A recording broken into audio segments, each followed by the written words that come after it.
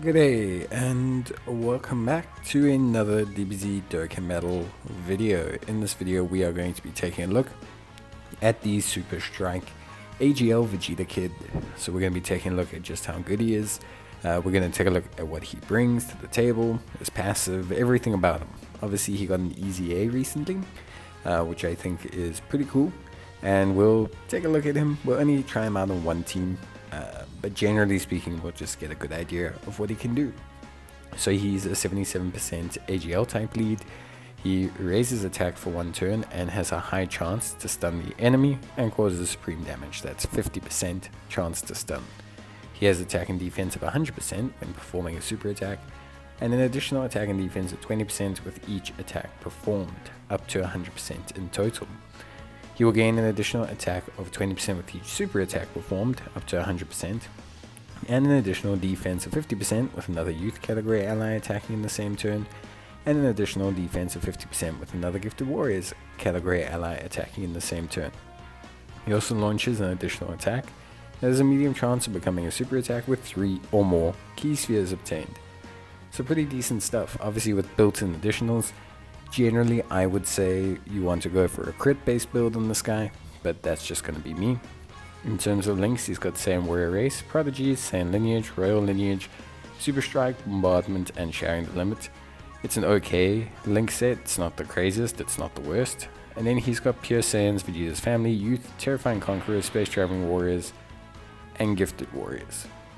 In terms of overall kind of capabilities, he's a pretty good unit. His boosts can stack up quite nicely.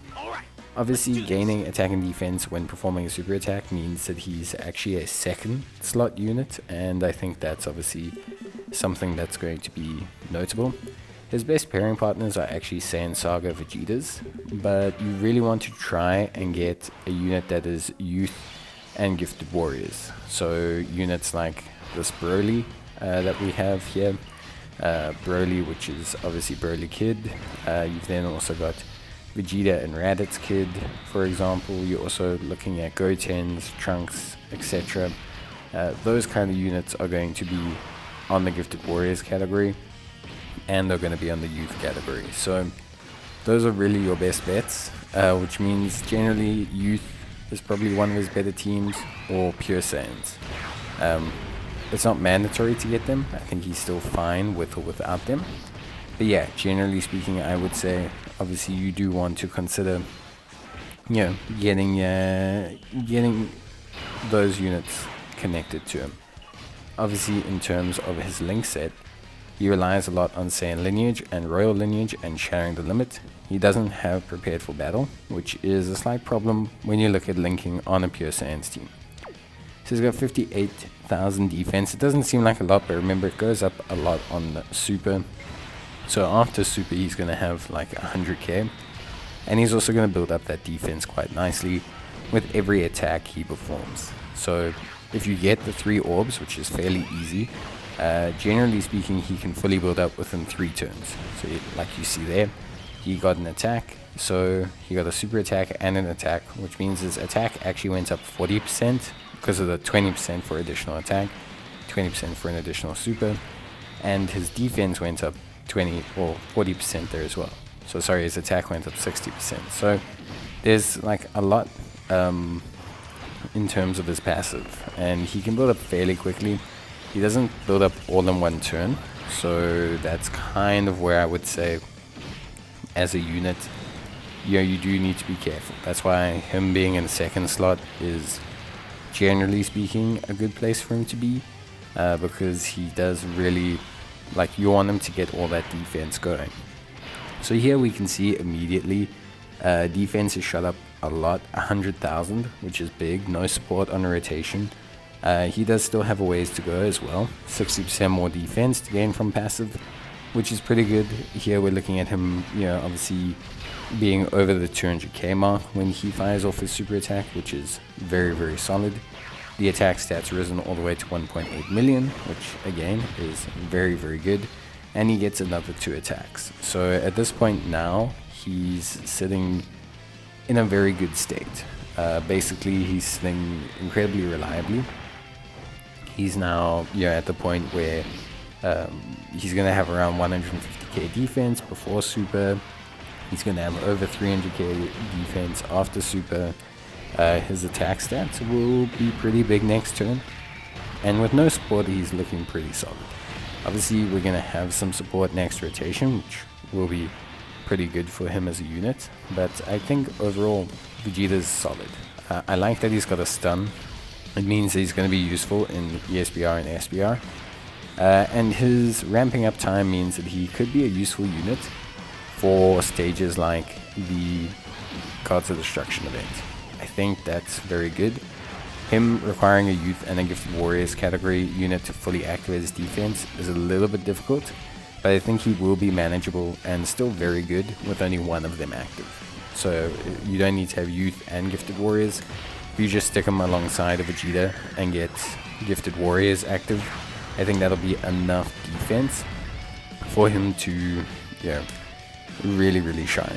Remember that defense is only going to kick on after the super, so it doesn't reflect in the start of turn stat. So here we go, we now have the support on rotation.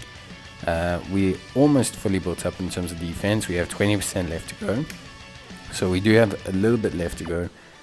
You can see already very solid, close to the 150k mark, which is very good. If we had another attack, we would be very close to the 200k mark, and we do have support on the rotation, but still very, very good. And yeah, we're going to see his attack stat here. Should be something pretty meaty. 3.1, very, very good. Medium chance of a follow-up super. Can build him full crit. It's very solid. And here at this point, obviously his defense is now fully built up. His attack, not fully built up either. Still has about 40% to go on that. So you could definitely see Vegeta cross the 4 million threshold with some support, which is very impressive. Yeah, I know the Super Striker units are very solid, but I think Vegeta's a pretty nice one. It takes a little bit of time to get there, but he's got pretty nice peaks. Not to mention that this is being run with a friend, old Super Saiyan Blue Evolution Vegeta. So you're actually running the attack stat under a pretty low lead, only 150%. So you could definitely get that attack stat even higher. The defense stat's pretty accurate, it's at 170%. But you could definitely get the attack stat a little bit higher as well. So yeah, overall, I think pretty good showing from Vegeta. Me personally, I think he did very, very well. I like what he brings to the table, and I think his utility is pretty good. Like I said, getting him a Gifted Warriors unit should make him still pretty solid. I think just a Gifted Warriors will still make him very, very decent. In terms of everything else, in terms of his links, so we'll discuss them briefly, but like I said, the only problem is his lack of prepared for battle. Generally kind of gimps him a little bit on Pure Saiyans, which is probably one of his better teams. But he'll be decent on Vegeta's family. Royal Lineage does cover up for a lot of his key issues, so Royal Lineage will cover him there. Saiyan Lineage is also a fairly decent link. It's going to help him a lot on youth teams, because a lot of Gotens, Trunkses, Gohans, etc. have Saiyan Lineage. Saiyan Warrior Race is just a fairly strong, competent link. Prodigies is great for Vegeta units. And then you get the Super Strike and Bombardment, which are really only Super Strike unit effects. Like, yes, you could get Super Strike from Trunks, but what categories are you getting with Trunks? And then Shattering the Limit, which is just more a free-to-play kind of notion. So like I said, you don't need to have Youth and Gifted Warriors. Generally speaking, if you activate one of them, I think you'll be fine.